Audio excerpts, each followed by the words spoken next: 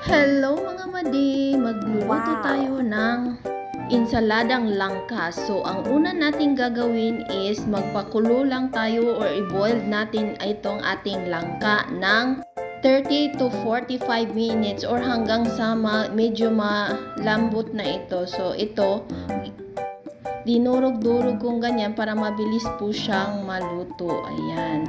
So, after natin na medyo maluto na ito, na-prepare lang po ako dito ng luya, sibuyas, at saka yung kamatis. Ito yung ating ilalagay sa ating salad. So, after na ma-chop itong ating mga sahog, mga madi, nag-prepare pala ako dito sa ipanlagay natin sa sa salad. Yung naglagay pala ako dito ng suka at saka yung brown sugar. So, painitin lang po natin. Huwag natin talagang pakuluan ito.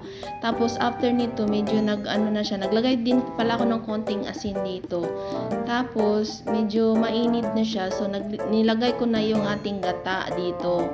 So, after natin malagay, so, huwag natin talagang pakuluan. So, saka natin ilalagay dito sa ating na-boiled na langka. So, paghalu-haluin lang po natin and then saka po natin ilalagay yung ating mga sahog. Ayan. So, naglagay din pala ako dito. So, halu-haluin natin. Yan. Tapos, tinimplahan ko ito ng asin para medyo may lasa na. So, naglagay ako ng sibuyas dahon dito. So, ayan. Tapos na mga madi. Tayo'y kakain na. Thank you for watching mga madi.